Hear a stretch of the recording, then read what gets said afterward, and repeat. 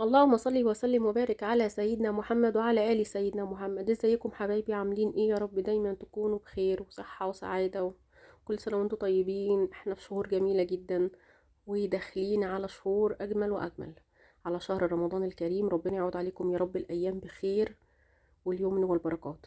النهاردة بقى معانا وصفة أساسية معانا طبعا على السحور في شهر رمضان. معانا طبق الفول المشطشط ده الجميل، معمول بقى في البيت، حاجة كده فاخر من الآخر بجد. طريقته سهلة جدا وبسيطة، وإن شاء الله تكون وصفاتي بتعجبكم ويكون دايما عند حسن ظنكم. وما تنسونيش في اللايك والشير والسبسكرايب لمنوعات كوكي. ويا رب اللي مشتركش في القناة ينزل يشترك من الزرار الأحمر ويدوس تفعيل على الكل علشان توصلوا كل إشعارات بالفيديوهات بتاعتي الجديدة. هنا كده طبق الفول، وطبعا حطيناه في الأكياس عشان خاطر ما يبص مننا. تعالوا بقى ندخل على الوصفة بتاعتنا ونشوف هنعمل ايه النهاردة. دي وصفة من وصفات تدميس للفول. دي التدميس السريع. تمام كده. ده معانا فول مدشوش، اللي هو الفول المدشوش ده طبعا في البلاد العربية الفول اللي هو بيبقى متقشر كده والحباية مكسورة نصين، بيبقى بالمنظر ده مش عليه القشر بتاعه. فاحنا غسلناه غسله نظيفه جدا عشان انا بحب اطلع منه الماده البيضاء اللي بتنزل منه خالص. غسلته غسله نظيفه جدا. ومعايا بقيه الوصفه بتاعتنا: كوبايه عدس بجبه، كوبايه عدس اصفر، وكوبايه رز. طبعا دول لسه ما اتغسلوش، بس انا حبيت احطهم معاكم كده على الفول بتاعنا. وطبعا لسه هغسلهم تاني غسله كويسه، بس طبعا متنقيين ونضاف وزي الفل، مفهومش اي حاجه الحمد لله. هنغسلهم بقى كده غسله نظيفه، ونرجع نشوف هنحط ايه تاني معانا على الفول بتاعنا قبل ما نولع عليه النار. وصفتنا سهلة جدا وبسيطة وسريعة بجد، يعني تقريبا كان ساعة الا ربع وكان الفول مستوي. يعني بصوا انا بتكلم زي ما خد الوقت معايا ساعة الا ربع، وكان الفول المدشوش ده مستوي معايا وكان زي الفل، وكان احلى طبق فول مدمس اكلته. يعني انا اكلت منه، انا مخلصاه كان الساعه 12 بالليل، وعملت طبق الفول ده ودقته بجد والولاد دقوه. كان طعمه خطير جدا. احنا ما كناش جعانين، بس انا قلت كده ادوق وكنت بكمل تصويري.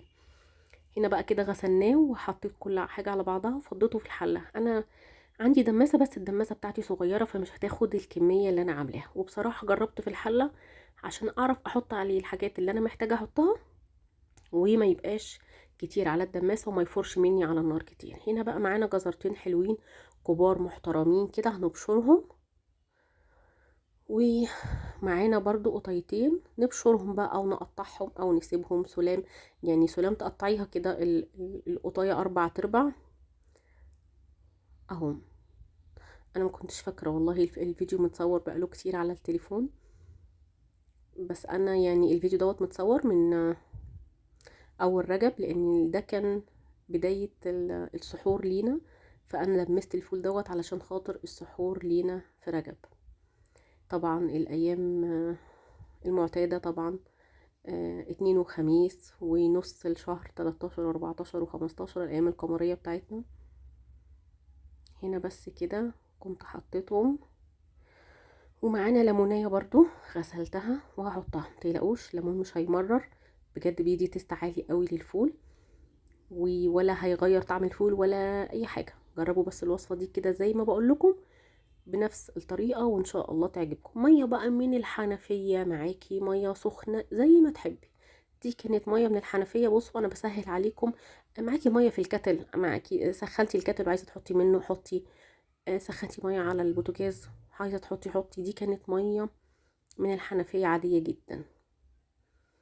هنزود بس كمية المية عشان خاطر يستوي وياخد راحته، ما نضطرش نزوده مية تاني ونحطه على البوتاجاز. هي دي وصفتنا النهاردة، سهلة وبسيطة جدا. هنقلبهم تقليبة حلوة كده بنت حلال ونروح حاطينهم على البوتاجاز.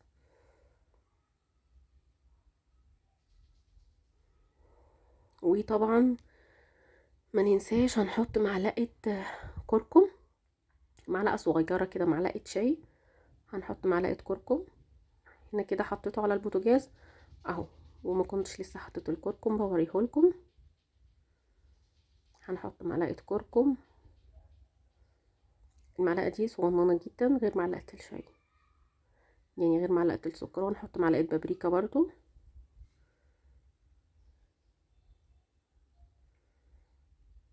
بس هو ده كل اللي احنا هنحطه، بابريكا وكركم، وشكرا جدا. وهنقلبه وهنسيبه على النار، على نار عالية في الاول، يغلي غلوة حلوة محترمة كده 5 دقايق 7 دقايق، وهنقله على عين صغيرة واوطي عليه النار خالص. هنا كده كنت بفك تكتلات البابريكا اهو. بصوا هو كده اداني اللون الاصفر الحلو الجميل، المية بتاعته من قبل ما يستوي.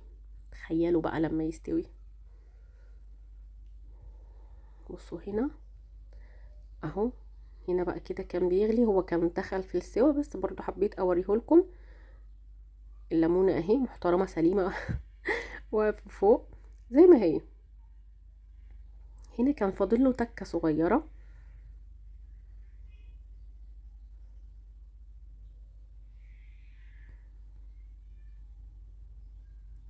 انا بس بعلي النار وانا بصور المقطع علشان خاطر اوريكم ان هو بيغلي اهو. في نار يا جماعه واصله له، بس هو بيتوطى عليه اول 7 دقايق بيتوطى. بصوا بقى كده هنا كان استوى اهو زي ما هو كده، وتشرب الميه بتاعته كلها، ما احتاجش ان انا احط له ميه تاني. هنا الليمونه بقى هطلعها، انا مش محتاجاها معايا تاني. لسه بقى الفيديو معانا، هنكمل الفيديو وهنشوف هنعمل ايه في كميه الفول ديت. هنضربها بقى في الكبه، بالهاند بلندر، في اي حاجه، في الخلاط لو تعرفي. انا هنا كده كنت ضربتها. بصوا بقى انا ضربتها في الكبه بصراحه. بفضي كميه كميه في الكبه كده، اضربه كويس، وفضيته في حله صاج علشان احتفظ بيه في التلاجة عندي على الرف. ودولت كانت الحله ستوك اتملت، وحطيت باقي كده في حله، في طاسه تيفال، طاسه جرانيت سوري، علشان خاطر اسخن الصبح منه للولاد يبقى سهل يعني. وعملت الطبق بقى الفول الجميل الخطير اللي انتوا شفتوه معايا في اول الفيديو. ودي كانت وصفتنا النهاردة طبعا. وتعمليه اكياس، حطيت برضو كده كام كيس وحطيتهم في التلاجة في الفريزر.